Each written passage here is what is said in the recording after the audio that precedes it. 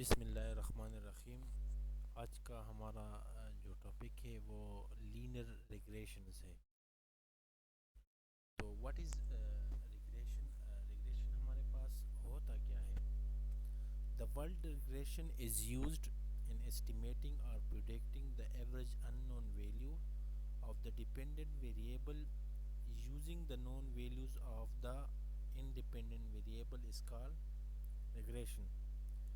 यहाँ हम इसमें हम ये जो हमारे पास जो डिपेंडेंट वेरिएबल होता है उसको हम एस्टिमेट करते हैं या मेजर करते हैं या प्रिडिक्ट करते हैं यूजिंग द इंडिपेंडेंट वेरिएबल्स।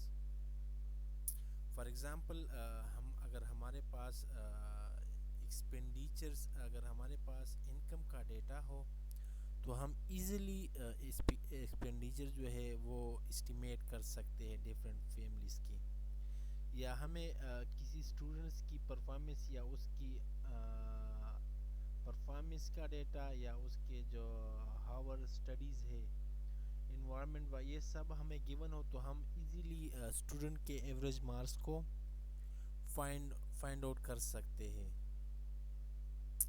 अब रिग्रेशन में हमारे पास टू टाइप्स ऑफ वेरिएबल होते हैं। नंबर फर्स्ट जो है वो डिपेंडेंट वेरिएबल है। डिपेंडेंट वेरिएबल हमारे पास वो वेरिएबल होता है जिसकी वेरिएशन को हम स्टडी करते हैं या जिसको हम प्रिडिक्ट करते हैं या एस्टिमेट करते हैं, वो हमारे पास डिपेंडेंट वेरिएबल होता है।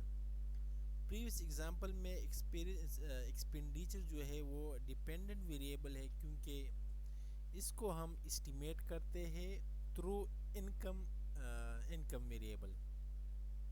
तो ये हमारे पास डिपेंडेंट वेरिएबल है। लाइक हम मार्क्स और average marks of a student या हमारे पास जो हावर स्टडीज़ है इसमें से हमारे पास जो हावर स्टडी है ये हमारे मार्क्स ऑफ अ स्टूडेंट ये डिपेंड करता है हावर स्टडी पे। जितना वो स्टडी ज़्यादा करेगा उतना ही उसके मार्क्स ज़्यादा आने के चांसेस ज़्यादा होते हैं। तो ये हमारे पास डिपेंडेंट वेरिएबल होता है। और इसमें हमारे पास जो डिपेंडेंट वेरिएबल होता है ये हमेशा हमारे पास रैंडम वेरिएबल होता है। रैंडम वेरिएबल वो वेरिएबल होता है जिसकी आउटकम अनप्रिडिक्टेबल होते हैं। इसके अलावा इंडिपेंडेंट वेरिएबल हमारे पास वो वेरिएबल होता है जिसके ज़रिए हम डिपेंडेंट वेरिएबल का वेरिएशन या उसके ज़रिए हम डिपेंडेंट वेरिएबल को एस्टिमेट करते हैं, उसको हम इंडिपेंडेंट वेरिएबल कहते हैं। और ये हमेशा हमारे पास फिक्स जो है वो कंसीडर किया जाता है। In previous example income is the dependent variable. Income हमारे पास इंडिपेंडेंट वेरिएबल है। इसी तरह मार्क्स और हावर स्टडी में अगर देखें तो हमारे पास स्टडी जो होती है वो इंडिपेंडेंट।